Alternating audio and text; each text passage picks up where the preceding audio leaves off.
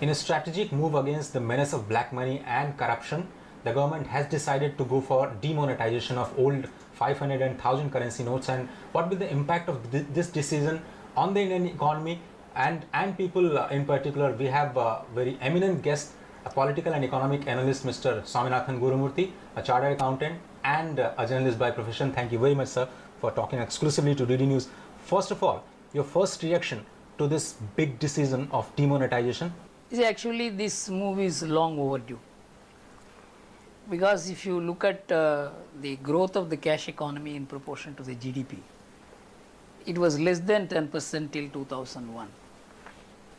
Now it is almost 12% of the GDP. Actually, this should be going down as the banking habits picks up. The cash economy, the cash to GDP ratio must actually go down. Actually, it has increased. This has also been facilitated by the rise in the proportion of the high denomination currencies in the total currency in circulation. It is as high as 87%. It has led to distortions in the economy, in that the real estate, the gold prices and usurious lending to small and micro businesses. This is also partly because of the failure of the banking system. But the fact is that the cash economy has moved deep into the Indian economy. And studies like Credit Suisse study showed that 50% of the Indian economy is cash economy. Cash economy does not mean it is illicit economy. It is actually genuine cash economy. And 90% of the employment is attributed to economy driven by largely cash, or what is called the unorganized sector, which is largely funded by cash. So it's a very complex situation. And this has resulted in huge cash hoardings, transaction between cash and gold, transaction between property and gold, which resulted in unusual amount of hoarding of gold and investment in land, which pushed up the land prices beyond the reach of the common man. So it had distorted the economy in the last 10-12 years because of the wealth effect, what is called the wealth effect. And the high rise in the stock market also contributed to the growth of cash economy in India. So this situation had to be handled, and only a very strong government, and I am not normally used to praising any individual, only a strong Prime Minister could have taken this decision.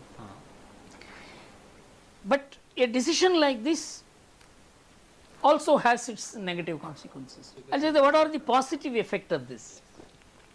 You see, out of this total circulation of currency, about 14.5 lakh crores, that is 87% is 500 and 1000, out of which 14 lakh crores is with the 16 lakh crores of the currency is the, of which 14 lakh crores is the 100, 1000 and 500 with the public. How much of it finances genuine economy and how much of it finances the illicit economy, it is not very clear. But over and above that is the fake currency in circulation. That is not counted within this overall figure of 16.6 lakh crores. So that directly affects the security of India, and I will deal with it first. For instance, 3% of the total amount deposited in the banking system since the demonetization began was in Jammu and Kashmir Bank. The extremists had given a threat to the people not to go and deposit the money. They have queued up to deposit the money. And it also is that they have there have been sudden drop in unrest. So it means that it had a very, very positive impact in a very sensitive place like Jammu and Kashmir, which is very, very important. I think the people are not understanding the prime basic objective behind this scheme. It was the terror finance and the counterfeit notes. The scheme is talking about. The RBI circular has clearly said that the government wants to, and government and RBI wants to fight this terror finance and the counterfeit currency. Do you see that this decision is going to actually solve the problem of counterfeits? It will almost eliminate it, because the new currency will not be counterfeited. So the counterfeit currency has to go, and the denominations in which the counterfeit currency operates is 1000, 500 and to some extent in 100. 100 is very difficult to replace, so it has to be handled separately. So terror funding is a very important thing. Terror funding by fake currency is one, funding by normal currency is another. For example, the Naxalite funding is through normal currency. They have collected hafta, and according to one estimate which I have, about 50 to 60,000 crores is the extremist funding in the Naxal affected areas, which is in the cash form. See, it will be very difficult for them to change, come back to the cashless economy and to the banking system. To change the currency into the new currency. It will be very difficult for them to deposit also, because the Naxal funding is designed for cash economy. It is not designed for bank economy. So I think the left extremism will receive a very, very serious setback because of this. Now go into the positive economic consequences of this. See, out of 12 lakh crores, we estimate according to the State Bank of India studies, 3 lakh may never come into the banking system, because it is in such illegal form, like bribes and kickbacks and with corrupt people in the system, that this money may not reach the banking coffers at all, which means this much will be the monetary surplus of the Reserve Bank. Right. Out of the 12 lakh which comes in, the average rate of taxation, even if you take it as 25 to 30%, the government should get a very substantial revenue, or 2 lakh crores or whatever.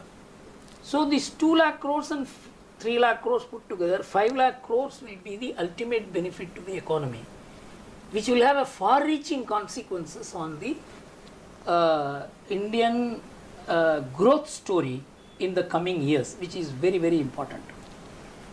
Another critical aspect is that so much money coming into the banking system has a very different impact. For example, if 5 lakh rupee cash is with the system, it will be only 5 lakhs. But when it comes into the banking system, because of the fractional reserve basis, these 5 lakhs can become 20 lakhs. Because of the circulation lakhs. And no, because the bank has, let us assume, 100 rupees is deposited in the bank. You have to keep a reserve of 4.5%, and you have to deposit, you have to invest in government securities 21%. Yes, About yes. 1/4 of the amount will get invested, and the 75% can be given as loan. This 75% gets into the banking system again. Like this, if you go, my estimate is minimum it becomes 3 to 4 times the amount of deposit. Okay. That will be the amount that will be Actually available, say a year from now, to operate the economy. Right. So the black economy is not an efficient use of the resources. Banking system transforms into a multiple of 3 or 4. And at the same time, the amount that the government will get, it will not be, say, 21 rupees out of 100. It will also rise to about 50 or 60 rupees because of this fractional reserve basis.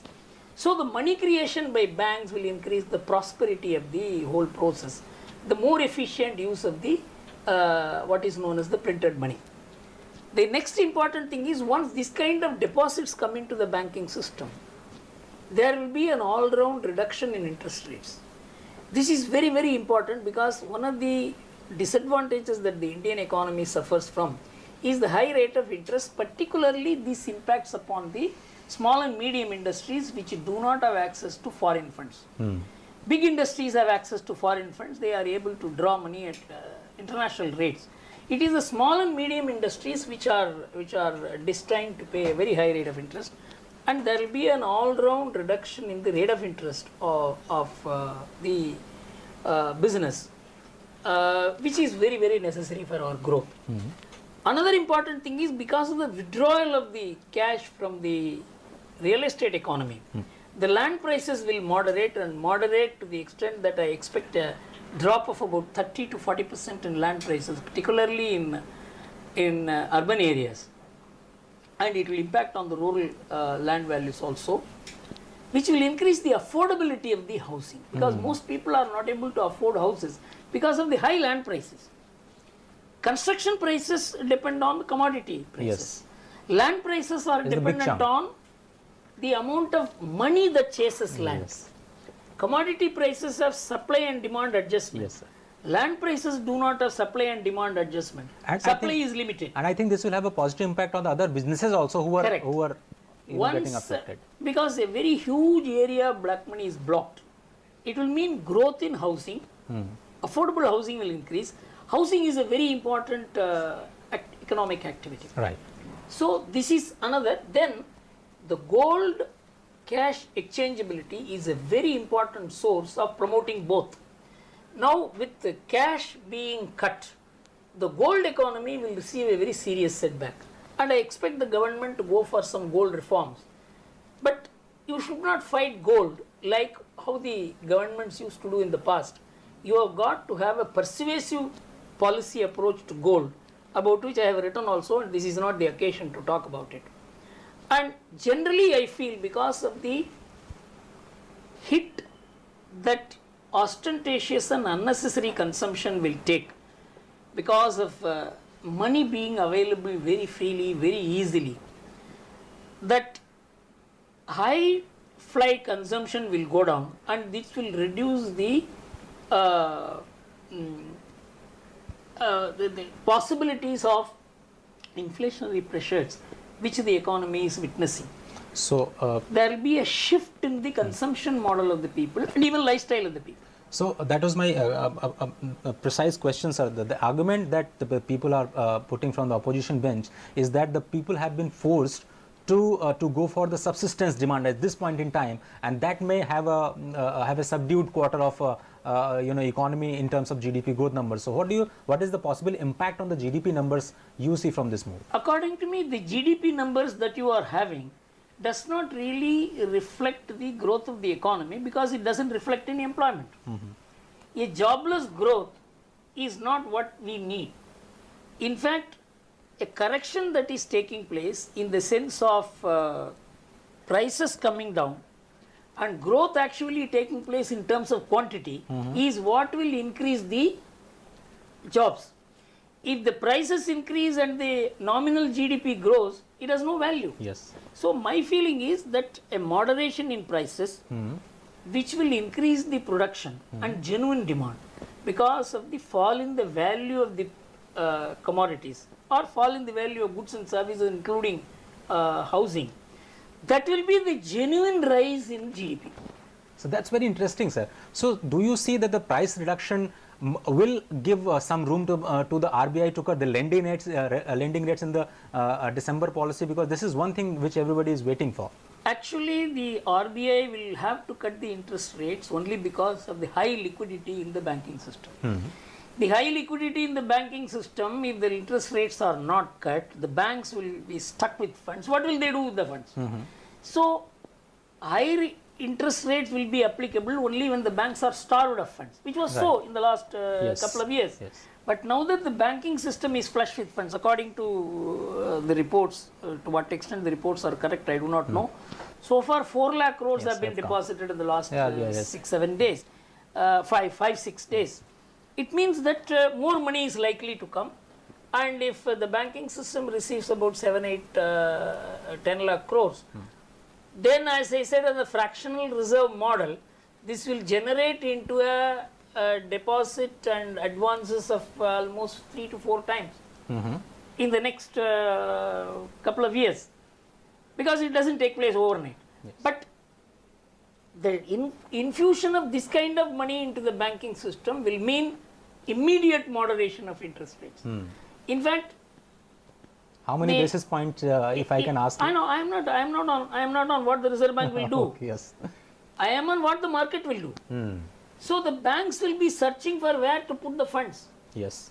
So if the banks are going to lend at less than the Reserve Bank rates, where will the Reserve Bank keep up the interest rates?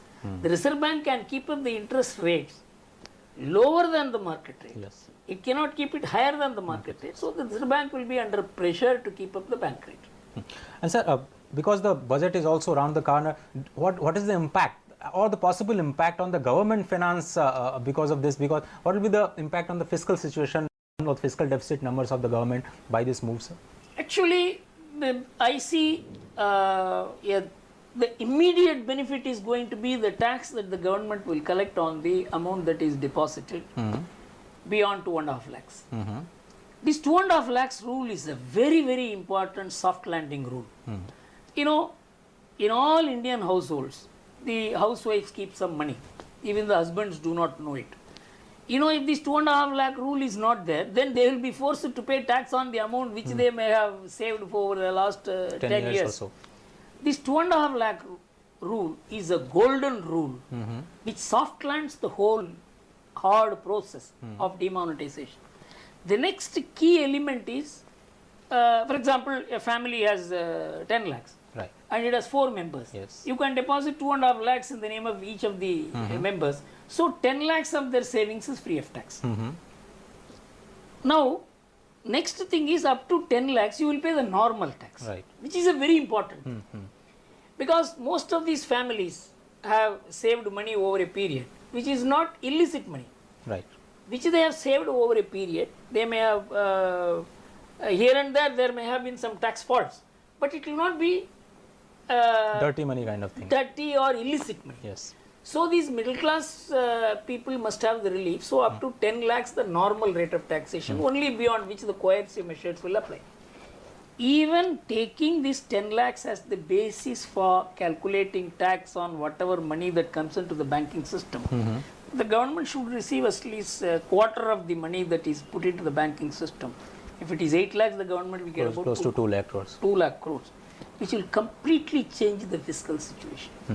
Sir, because you are also chartered accountant, what would you say to those who are still applying their mind to get away with this whole scheme and applying their mind to convert the cash economy to the banking system? There are reports that people are queuing up to the farmers, to the small small shopkeepers to convert their cash into the banking system. What do you say to those? See, we are all that I can say is this may mean some leak.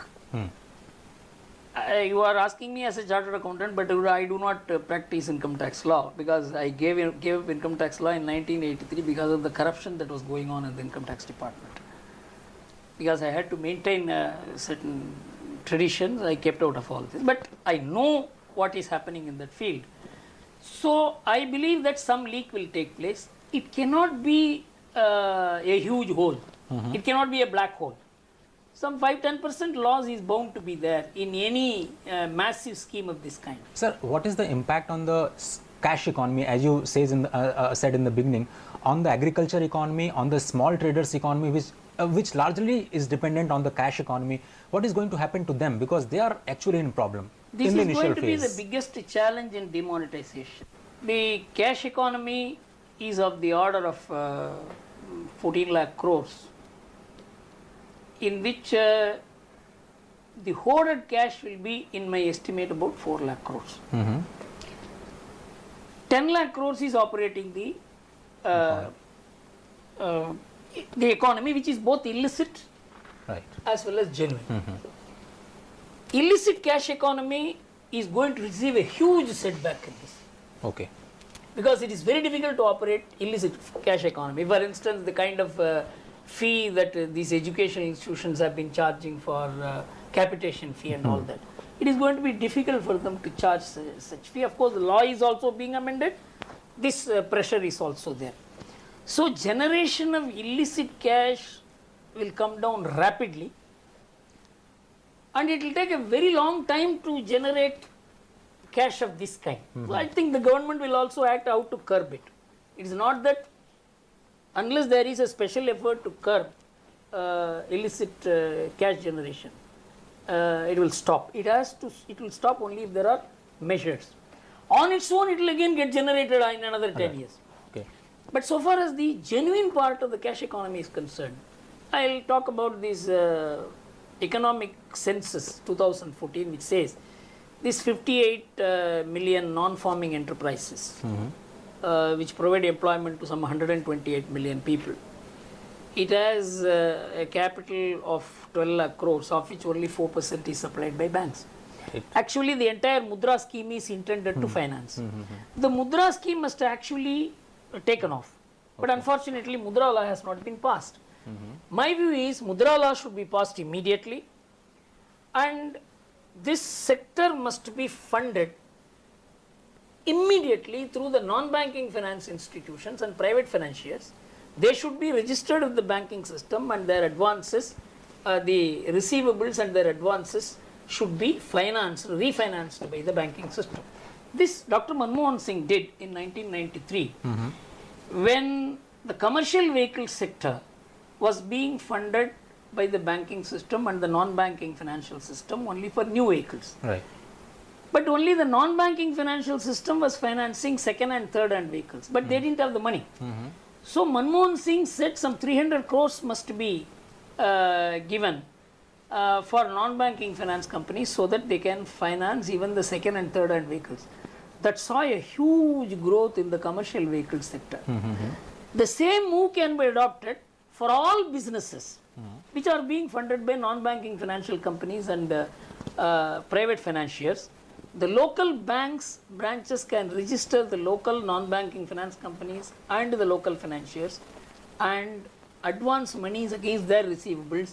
This is the Indian way of helicopter dropping money, which will be very necessary in the next 1 month. This will have a huge impact on providing liquidity, which otherwise the banking sector will not be able to provide directly.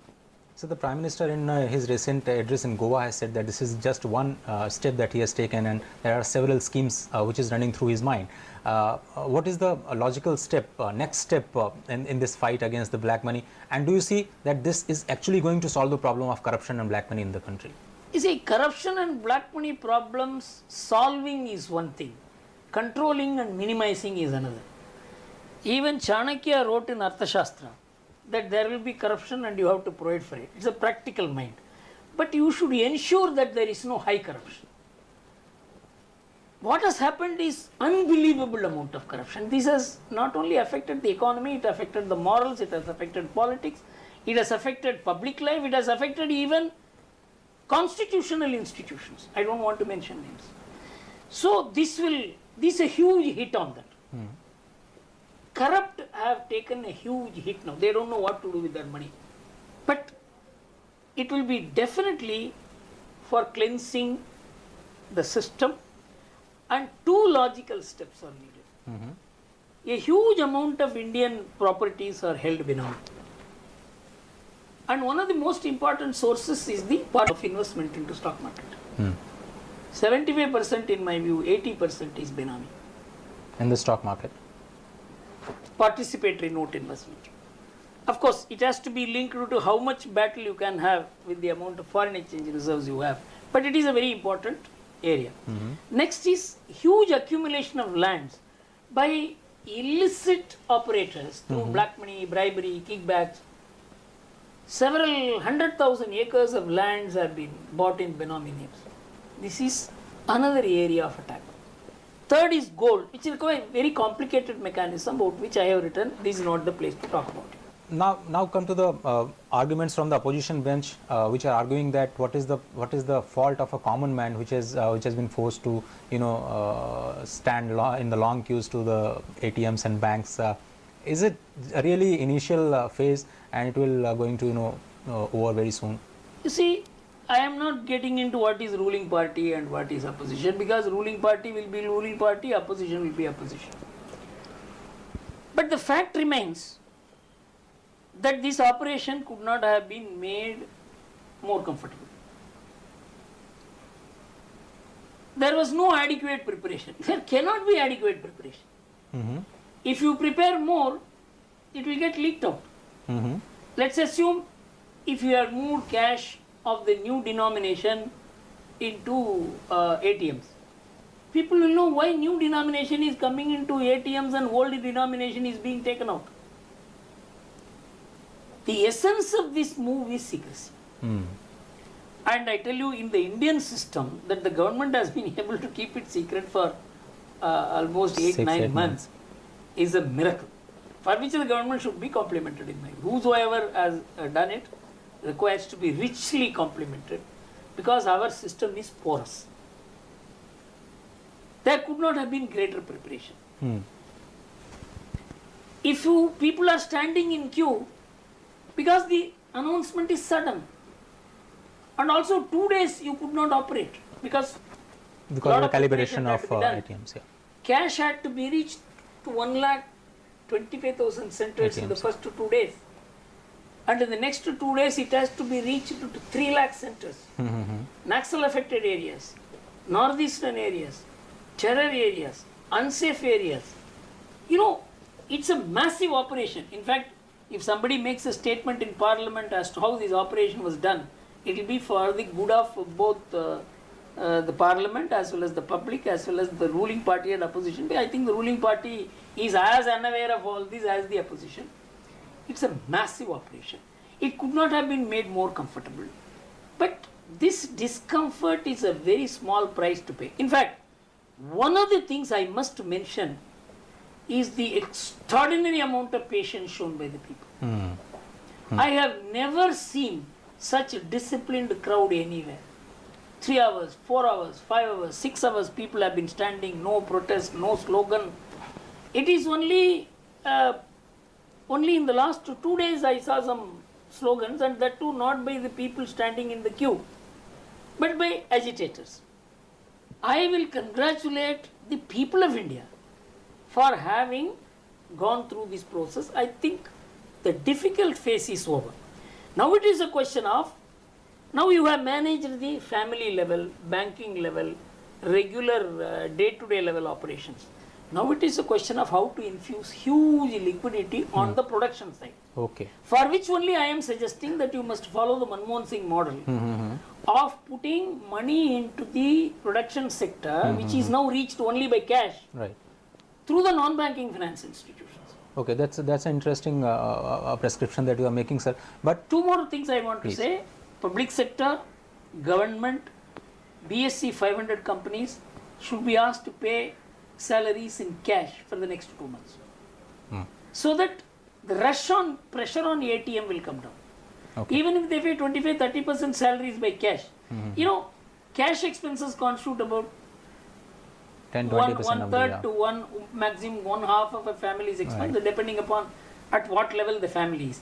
That much cash is given as salary in advance, cash, in advance.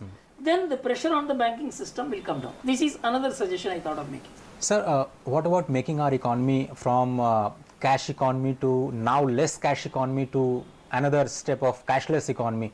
Where do you see this movement going forward? Cashless economy is not possible in India, but you can have a controlled cash economy, which is genuine. See, cash breeds itself because of the illicit opportunity that is created. Cash does not create illicit opportunity. Illicit opportunities generate cash. It is the other way around. Otherwise, cash is a very normal transactional medium of exchange. So, in India, where, for example, you have, they say about almost 1.6 crore retail shops. They all operate on cash. Right. The entire vegetable market that operates on cash. Yes. So it is very difficult for this to be transformed into cashless economy because this goes right up to villages. There are almost 6.6 lakh villages. And so this is a government, for example, the Jan Dhan Yojana kind of thing is needed to create banking awareness. You can never turn it into a plastic economy. Okay. You can have a banked economy. 5 years from now, maybe you will be able to reduce the cash requirements. To now, my estimate is we require about 12 lakh crores of cash to operate this economy at the maximum. Taking the GDP, nominal GDP at 150 lakh crores, 8% as the cash requirement needed. It is 12 lakh crores. If you have 6% as the cash requirement, then you need 9 lakh crores. But without cash, you cannot operate this economy, is my understanding of the Indian economy, having traveled the country nearly 4 years. I traveled the country.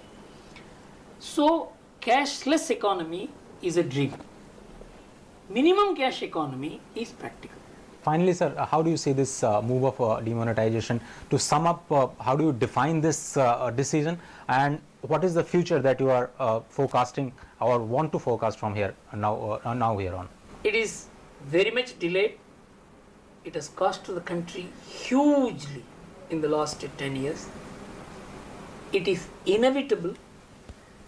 If this had not been done, whatever investment you make into the Indian economy will slip into corruption, kickbacks, and all kinds of illicit way of drawing money out of the system. Even the money that the government spends was not going for the right causes. In fact, one Prime Minister of India said 86% of the money that are spent by the government goes not to the beneficiaries but to middlemen. So this could not have been delayed. It is a huge investment that the political system has made. And whatever investment that the economy will make because of the stress in the coming quarter and the next quarter, this is a correction quarter. You should not take it as something which there is a reduction in the performance of the Indian economy. It's actually preparation for a higher growth rate.